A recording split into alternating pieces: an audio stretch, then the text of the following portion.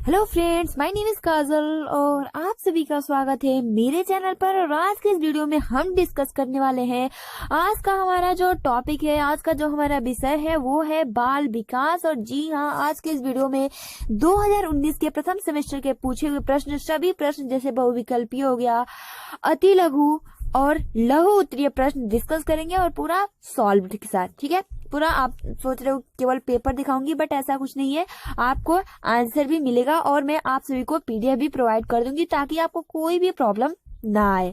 तो आपको क्या करना है, बहुत ही अच्छे से अपना प्रिपरेशन करना है ताकि एग्जाम के टाइम कोई भी आप पर कोई भी प्रेशर ना हो और आप आसानी से कोई भी प्रश्न सॉल्व कर सको। तो चलिए फ्रेंड्स, हम स्टार्ट करते हैं।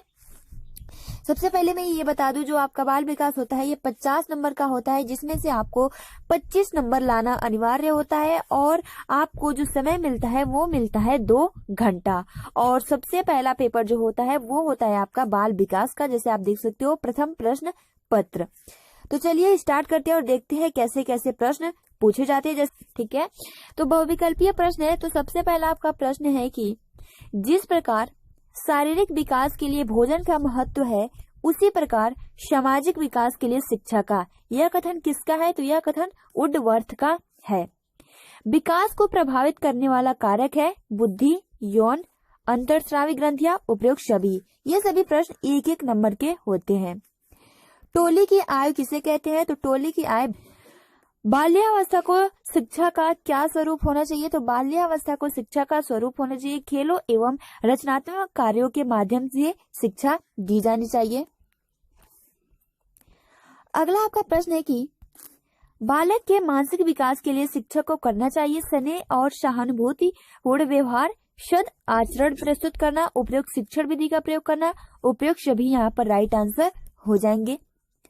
शिक्षा में सृजनात्मक का प्रयोग किस रूप में होता है? तो शिक्षा में सृजनात्मक का प्रयोग चिंतन के रूप में होता है। कल्पना के विकास के लिए शिक्षा में निम्न बातों पर ध्यान देना चाहिए। तो कल्पना के विकास में शिक्षा में निम्न बातों पर ध्यान देना चाहिए: भाषा विकास पर, कहानी सुनाना, काल्पनिक खेलों, उपयुक्त सभी। थॉर्नडाइक ने दिया था, जो कि बहुत ही आईएमपी प्रश्न है, ये आपके अधिगम में भी पूछा जा सकता है। तो थॉर्नडाइक ने दिया था प्रभाव का नियम, अभ्यास का नियम, तत्परता का नियम, उपयुक्त सभी। आप देख सकते हो आपके एग्जाम में, मतलब इससे ये पता चलेगा कि आपका जो तैयारी है इसी के आधार पर होनी चाहिए।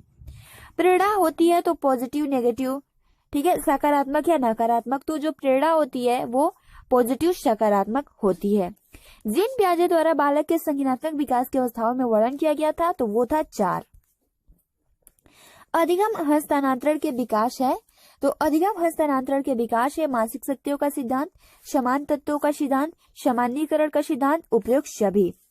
वह प्रेरक जिन्हें व्यक्ति अपने प्रयासों से प्राप्त करता है कहलाता है अर्जित प्रेरक। स्मृति सीखी हुई वस्तु का सीधा उपयोग है, यह कथन स्किनर का है। ठीक है, यहाँ टिक नहीं लगा है, बट यहाँ स्किनर हो जाएगा। आंकड़ों के प्रकार है। तो आंकड़ों के जो प्रकार होते हैं वो होते हैं अवर्गीकृत से वर्गीकृत। अब देख लेते हैं अति लघु उत्तरीय प्रश्न।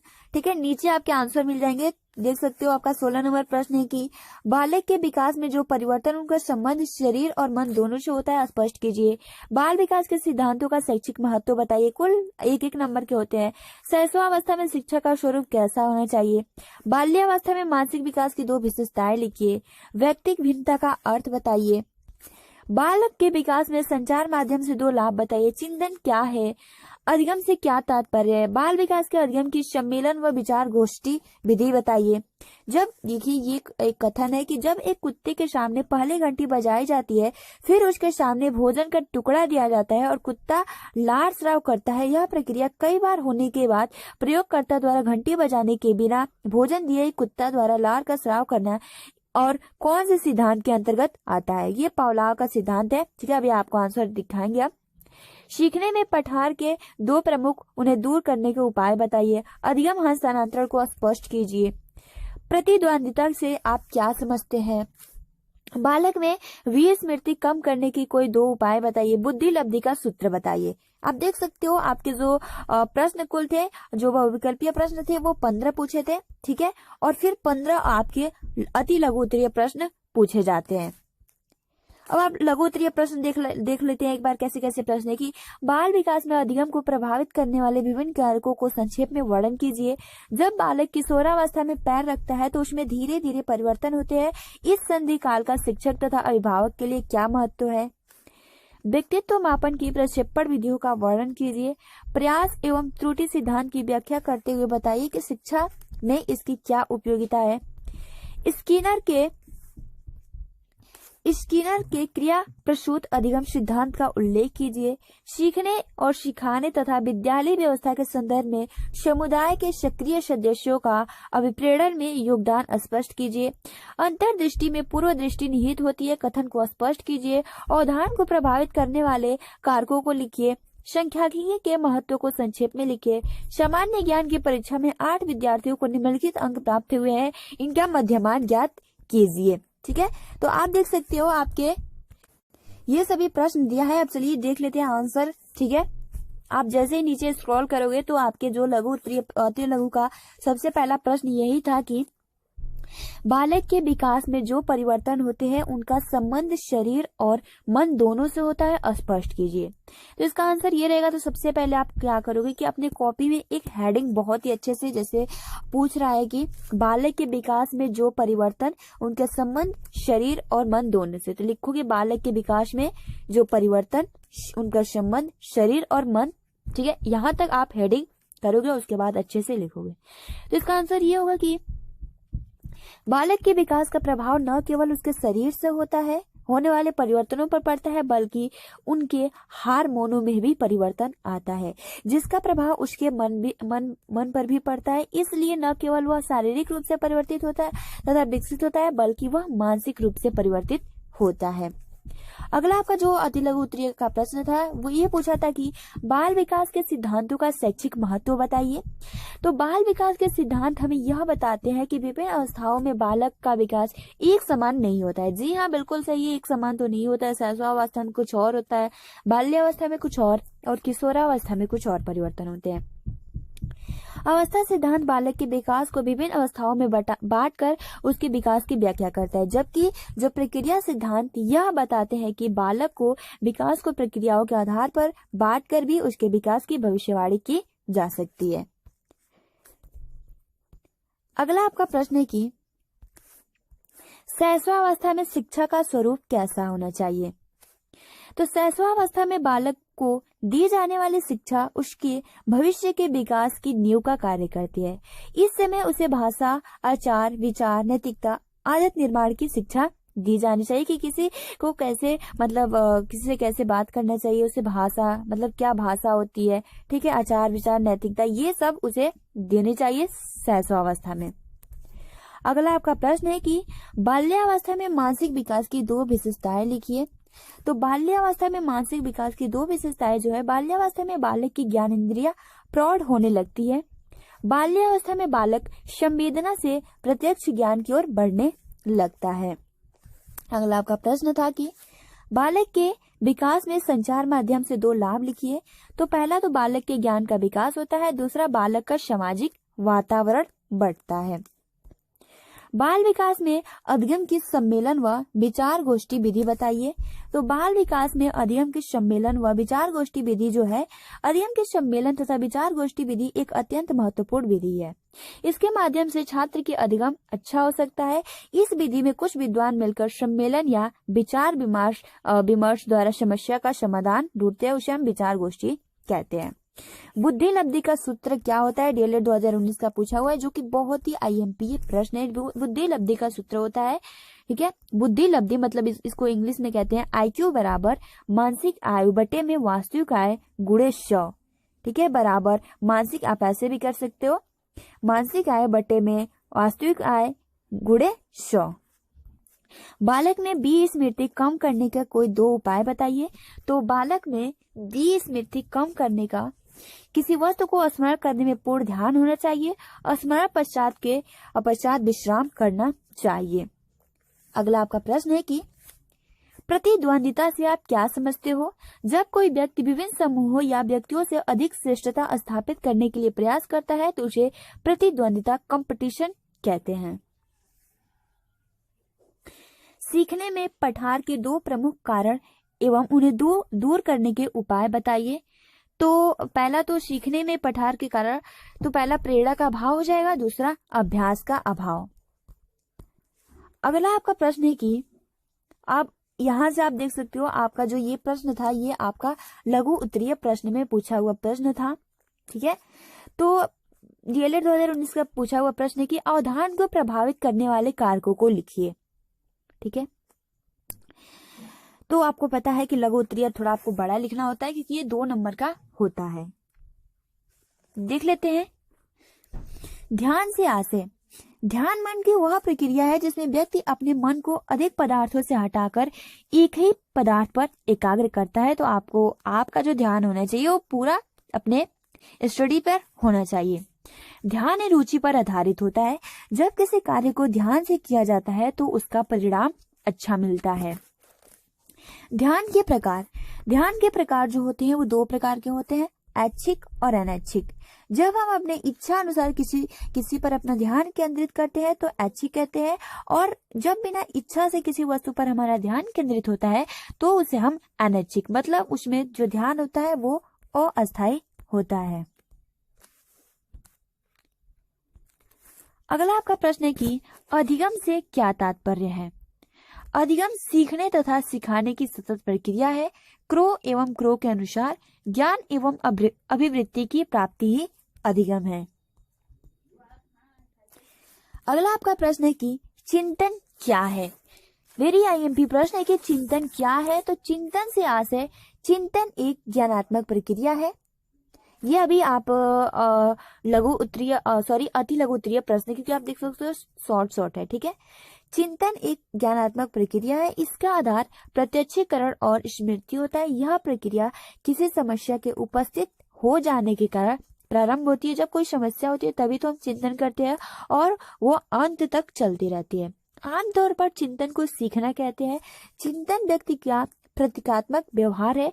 चिंतन के विकास हेतु बच्चों में करके सीखने की क्रिया जागृत करना अत्यंत आवश्यक है। गिलफोर्ड के अनुसार चिंतन प्रतीकात्मक व्यवहार है। यह सभी आप केवल इतना याद कर लेना, चिंतन जब कभी समस्या होता है तो उसको हल करने के लिए हमें मतलब चिंतन करना पड़ता है और वह अंत तक चलती रहती है। बाल विकास में अधिगम को, ये आपका लघु उत्तरीय प्रश्न है। बाल विकास में अधिगम को प्रभावित करने वाले विभिन्न कारकों का संक्षेप वर्णन कीजिए। बाल विकास में अधिगम को प्रभावित करने वाले कारक कौन कौन से हैं? तो बाल विकास में अधिगम को प्रभावित करने वाले निम्नलिखित कारक है। पहला है अधिगमकर्ता से संबंधित कारक। तो इसमें छोटे छोटे ऑप्शन है, पॉइंट है। अधिगम की इच्छा, शैक्षिक योग्यता, बुद्धि, आकांक्षा का स्तर, शारीरिक व मानसिक स्वास्थ्य, संवेगात्मक परिपक्वता, प्रशिक्षण, सीखने का सामान्यीकरण करने का योग्यता, और लास्ट है आपका अभ्यास। दूसरा आपका है शिक्षक संबंधी कारक।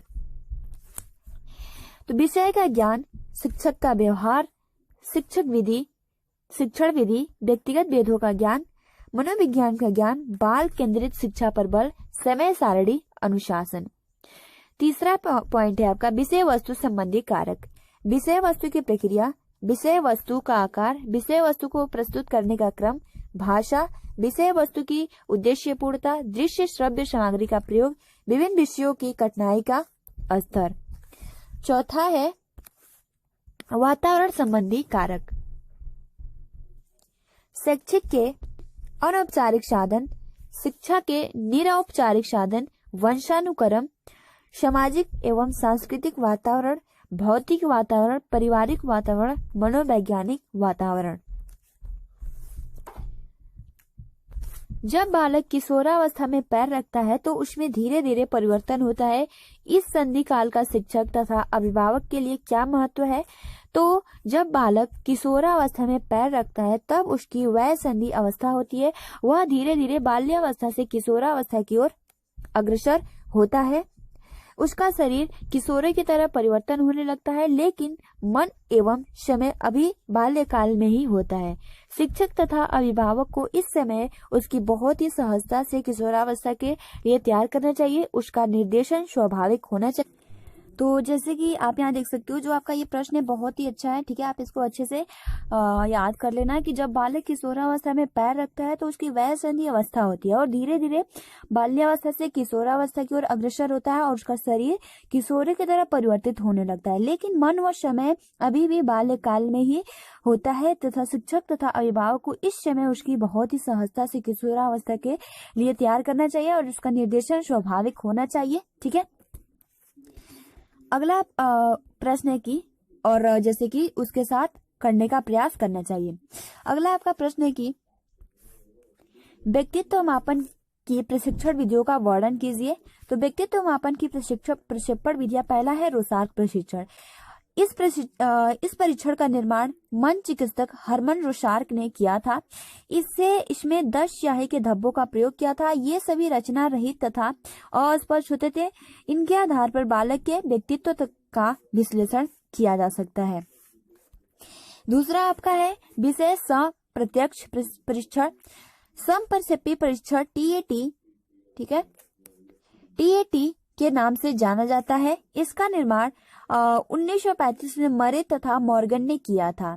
इसमें कुल 30 कार्डों का प्रयोग किया जाता है। इन कार्डों का प्रयोग परीक्षार्थी की आयु एवं लिंग के आधार पर किया जाता है। पूरे परीक्षण को 2 भागों में बांटते हैं। पूरे परीक्षण में केवल 20 चित्रों का प्रयोग किया जाता है। तीसरा जो आपका परीक्षण है वो है शब्द साहचर्य परीक्षण। तो यह विधि व्यक्तित्व निर्धारण की पुरानी विधि है। इसमें उद्दीपक तथा अनुक्रिया के संबंध का मूल्यांकन किया जाता है। अगला आपका जो प्रश्न था कि सामान्य ज्ञान की परीक्षा में 8 विद्यार्थियों को निम्नलिखित अंक प्राप्त हुआ है, इनका मध्यमान ज्ञात कीजिए। तो जैसे कि 8 विद्यार्थी हैं, ठीक है, तो प्राप्तांक जैसे कि A ने 20, B ने 23, C ने 27, D ने 18, E ने 17, मतलब ऐसे पाए हैं। तो उपरोक्त प्रश्न में N 8, ठीक है, मतलब 8 संख्या है विद्यार्थियों की संख्या तथा प्राप्तांकों की संख्या 164 है। तो A 20 और हम जब इसको भाग देंगे तो आपका जो मध्यमान आएगा वो आप देख सकते हो 20.5 मध्यमान, ठीक है। आप इनको ऐड करोगे और जो संख्या है वो 8। तो इस तरह से इसको सॉल्व किया जाता है। संख्यांकी के महत्व को संक्षेप में लिखिए। तो संख्यांकी के महत्व DLED 2019 का पूछा हुआ प्रश्न है। तो राज्य एवं सार्वजनिक संस्थाओं के लिए संख्यांकी का महत्वपूर्ण है। दूसरा, प्रबंध तथा व्यवस्था के लिए संख्यांकी का महत्वपूर्ण। तीसरा, व्यापार वाणिज्य तथा उद्योग के लिए संख्यांकी का महत्वपूर्ण। अगला आपका प्रश्न है कि स्किनर के क्रिया प्रस्तुत अधिगम को स्पष्ट करते हुए शिक्षा के महत्व को समझाइए। और स्किनर के क्रिया प्रसूत अधिगम सिद्धांत का उल्लेख कीजिए। स्किनर ने क्रिया प्रसूत अधिगम सिद्धांत को सक्रिय अनुबंधन का सिद्धांत भी कहा। स्किनर ने अपना प्रयोग कबूतर तथा सफेद चूहों पर किया था। स्किनर ने अपने अध्ययन के सिद्धांत का प्रतिपादन सफेद चूहों एक प्रयोग करके किया। उसमें एक विशेष प्रकार का बक्सा लिया जिसे स्किनर बॉक्स कहते हैं। इस बॉक्स में एक छोटा सा मार्ग था जिसमें एक लीवर लगा हुआ था जिसका संबंध एक प्याली से था। लीवर को दबाने से खट की आवाज होती थी। तब उस प्याली में खाने का एक टुकड़ा आ जाता था। चूहा जब इस बॉक्स में उस मार्ग से छोड़ा जाता था तो लीवर पर उसका पैर पड़ने से खट की आवाज होती थी तथा आवाज को सुनकर उसकी ओर बढ़ता था। जिसके अंदर रखी प्याली उसे खाने का टुकड़ा मिल जाता था। वह खाना उस चूहे के लिए पुनर्वलन का कार्य करता था तथा बक्से में इस प्रकार की व्यवस्था थी कि उसमें अन्य किसी प्रकार का शोर नहीं होता था। इस क्रिया को बार बार दोहराया गया। खाना चूहे की लीवर दबाने की क्रिया को बल प्रदान करता था। इस क्रिया में चूहा भूखा होने के कारण अधिक सक्रिय रहता है। स्किनर के सक्रिय अनुबंधन शैक्षिक महत्व देख सकते हो कितना अच्छा, ये मतलब बहुत ही अच्छे से याद भी हो जाएगा। तो स्किनर के सक्रिय अनुबंधन सिद्धांत को निम्नलिखित। पहला, तो स्किनर के सिद्धांत के आधार पर पाठ्य वस्तुओं को छोटे छोटे पदों में बांटने पर जोर दिया जाता है जिससे अधिगम शीघ्र एवं प्रभावकारी हो जाता है। दूसरा है, इस सिद्धांत का प्रयोग अभिकर्मित अधिगम हेतु किया गया। तीसरा है, सक्रिय अनुबंधन में पुनर्वलन का बहुत महत्व होता है। और चौथा है, विद्यार्थियों के व्यवहार को वांछित स्वरूप तथा दिशा प्रदान करने में यह सिद्धांत शिक्षकों की सहायता करता है। अगला आपका प्रश्न है कि थोड़ा ब्लर दिख रहा होगा, इसके लिए सॉरी, कि अंतर्दृष्टि में पूर्व दृष्टि निहित होती है, यह कथन को स्पष्ट कीजिए। तो नीचे इसका आंसर है कि कोहलर के सूझ का सिद्धांत, वेरी आईएमपी प्रश्न है कि कोहलर के सूझ के सिद्धांत अंतर्दृष्टि का सिद्धांत भी कहते हैं। सूझ के सिद्धांत के अनुसार सीखना अचानक किसी अंतर्दृष्टि या सोच से होता है। प्रयोग के लिए चयन, कोहलर ने अपने इस प्रयोग के लिए एक चिंपैंजी को लिया था। चिंपैंजी को वन मानुस भी कहते हैं। चिंपैंजी का नाम सुल्तान था, ठीक है। वन मानुस का नाम क्या था? सुल्तान। कोहलर का प्रयोग, कोहलर ने सुल्तान नामक चिंपैंजी को एक लोहे से बने पिंजड़े में बंद कर दिया और पिंजड़े के बाहर केला रख दिया। पिंजड़े के पास 2 छड़ियों को रखा गया। इन छड़ियों में विशेषता यह थी कि यह आपस में जुड़ सकती थी। इन्होंने पिंजड़े के बाहर केलों को उतनी दूरी पर रखा कि उसे केवल एक छड़ी से प्राप्त नहीं किया जा सकता जब तक दोनों छड़ियां आपस में जुड़े नहीं। सुल्तान ने बारी बारी से छड़ियों से केला प्राप्त करना चाहा, परंतु बार बार प्रयास से भी वह प्राप्त नहीं कर सका। वह थक गया और पिंजड़े में एक जगह बैठ गया। अचानक सुल्तान ने छड़ियों को जोड़ लिया और केला प्राप्त कर लिया। इस प्रकार स्पष्ट है कि सीखने की क्रिया इस सिद्धांत के अनुसार अचानक होती है, ठीक है। सीखने के सिद्धांत की विशेषताएं, तो सीखने की प्रक्रिया अचानक होती है, सीखने की प्रक्रिया संज्ञानात्मक होती है, सूझ हेतु समस्या सामने अवश्य होनी चाहिए और सीखने की प्रक्रिया में सूझ मतलब समझ अचानक मस्तिष्क में आती है। सूझ के सिद्धांत का शिक्षा में महत्व, इस सिद्धांत का प्रयोग करके बालकों का मानसिक विकास सरलता से किया जा सकता है। यह सिद्धांत बालकों के द्वारा स्वयं परिस्थितियों के अवलोकन करने के सूझ के द्वारा सीखने पर बल देता है। चौथा है, इस सिद्धांत से यह स्पष्ट है कि बालकों को अपनी समस्या के प्रति अनुशासित होना चाहिए तथा उसका समाधान स्वयं और अपने विवेक से प्रयास करना चाहिए। अगला आपका प्रश्न है कि प्रयास एवं त्रुटि सिद्धांत की व्याख्या करते हुए बताइए कि शिक्षा में इसकी क्या उपयोगिता है। तो प्रयत्न और भूल के सिद्धांत से आशय, प्रयत्न और भूल का सिद्धांत थॉर्नडाइक ने 1913 ईस्वी में दिया था। इस सिद्धांत को प्रयास एवं त्रुटि का सिद्धांत भी कहा जाता है। हम सीखने की क्रिया बार बार त्रुटि करते हैं, परंतु बार बार प्रयत्न करने से त्रुटि कम हो जाती है। इसे ही प्रयत्न और त्रुटि का सिद्धांत कहते हैं। थॉर्नडाइक ने अपने प्रयोग के लिए एक भूखी बिल्ली का चुनाव किया। थॉर्नडाइक का प्रयोग, सर्वप्रथम अपने इस प्रयोग में थॉर्नडाइक ने भूखे बिल्ली को एक पिंजरे में बंद कर दिया। उन्होंने पिंजरे के बाहर एक प्लेट में मछली का टुकड़ा रखा।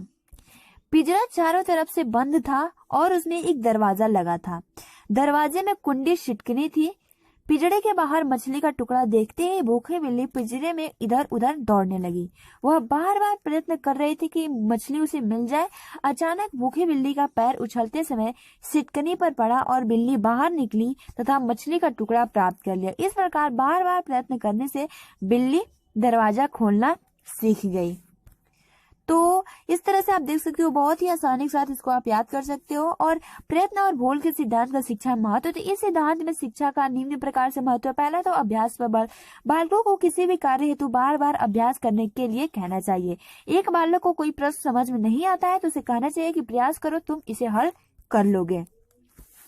दूसरा है कि समस्या तथा स्वयं समाधान की क्षमता, बालकों के सामने जब कई समस्याएं आती है तब प्रत्येक स्थल पर शिक्षक उपस्थित नहीं होता, अतः बालक में समस्या समाधान की क्षमता का विकास करना चाहिए। अपना कार्य स्वयं करने का बल, यह सिद्धांत अपना काम स्वयं करने पर जोर देता है। बालकों को बताना चाहिए कि उसे अपने कार्य को स्वयं करना चाहिए, उसे अपनी समस्या का समाधान भी स्वयं कराना चाहिए, इसलिए इसका प्रयास आवश्यक है। चिंतन तथा तर्क का विकास, इस सिद्धांत का सबसे बड़ा महत्व यह है कि बालकों में चिंतन करने एवं तर्क करने की क्षमता विकसित होती है, जिससे वो नई नई खोज भी कर सकते हैं। अगला आपका प्रश्न है कि सीखने सिखाने तथा विद्यालय व्यवस्था के संदर्भ में समुदाय के सक्रिय सदस्यों का अभिप्रेरणा का योगदान स्पष्ट कीजिए। या सीखने में समुदाय के महत्व को स्पष्ट कीजिए। सीखने में समुदाय का महत्व। सीखने में समुदाय का महत्व निम्नलिखित है। निम्नलिखित क्षेत्रों में पहला तो है समुदाय बालकों में नैतिक तथा सामाजिक मूल्यों को विकसित करता है। समुदाय बालक के शारीरिक विकास को समुचित ध्यान देता है। समुदाय के सहयोग से विद्यालय का वातावरण अच्छा बना रहता है। और चौथा है समुदाय में बालक को आत्म प्रकाशन तथा आत्म विश्लेषण का अवसर मिलता है। अगला आपका प्रश्न है जो कि बहुत ही आईएमपी प्रश्न है, हर बार आपका पूछा हुआ प्रश्न है, तो इस बार भी 100% पूछा जाएगा। 2020 में देखना आप प्रश्न ये पूछा जाएगा कि व्यक्तिक भिन्नता का अर्थ लिखिए। व्यक्तिक भिन्नता क्या है, उसका महत्व एवं प्रकार बताइए। तो 2019 में केवल पूछा है कि व्यक्तिक भिन्नता का अर्थ बताइए। प्रायः व्यक्तिगत विभिन्नता का अर्थ देखा जाता है कि दो व्यक्ति एक जैसी कोई समानता नहीं रखते हुए भी उनके व्यवहार तथा रहन सहन में काफी विभिन्नताएं होती है। इसी विभिन्नता को व्यक्तिक विभिन्नता कहते हैं। व्यक्तिक विभिन्नता का अर्थ एवं परिभाषा। दो व्यक्तियों में शारीरिक, मानसिक और संवेगात्मक रूप से पाए जाने वाला भेद ही व्यक्तिगत भिन्नता कहलाता है। स्किनर के अनुसार मापन किया जाने वाला व्यक्तित्व का प्रत्येक पक्ष व्यक्तिक भिन्नता का अंश है। अब देख लेते हैं इसका महत्व। व्यक्तिक विभिन्नताओं का आधार मानकर हम वर्गीकरण कर सकते हैं अथवा अंतर स्पष्ट कर सकते हैं। शिक्षा मनोविज्ञान में व्यक्तिक विभिन्नताओं के माध्यम से हम यह जान सकते हैं कि किसी भी व्यक्ति के सीखने और कार्य करने की योग्यता कितनी और कैसी है। अगला है जैसे कि उसका प्रकार देख लेते हैं। व्यक्तिगत विभिन्नताओं के प्रकार। तो बुद्धि में भिन्नता। एक कक्षा में अध्ययन करने वाले छात्रों में कुछ सामान्य बुद्धि के होते हैं तो कुछ श्रेष्ठ बुद्धि के और कुछ अति श्रेष्ठ तथा मंद बुद्धि वाले भी है। इस प्रकार हम विद्यालय में विभिन्नता देख सकते हैं। शारीरिक विभिन्नता। तो विभिन्नताएं विभिन्न प्रकार की होती है। शरीर की सुंदर सुडैल रचना, स्वास्थ्य, व्यक्तित्व प्रभावशाली हो जाता है। कुछ बच्चे मोटे होते हैं तो कुछ बच्चे पतले होते हैं और कुछ लंबे तो कुछ मोटे। अगला हमने ये प्रश्न डिस्कस कर लिया है, ठीक है। तो आज के लिए हम इतना ही प्रश्न डिस्कस करते हैं जो कि आपके एग्जाम के पॉइंट ऑफ व्यू से बहुत ही इंपॉर्टेंट है। आप इसे अच्छे से नोट्स बनाइए और डेली रिवीजन करते रहिए। और जो इसका पीडीएफ है मैं टेलीग्राम पे शेयर कर दूंगी, आप वहां से इसको डाउनलोड करके और रिवाइज करते रहिए। फिलहाल आज के लिए इतना ही। और अगर आपने प्रीवियस वीडियो नहीं देखा है तो मैंने प्लेलिस्ट बना दिया है, आप वहां से जाकर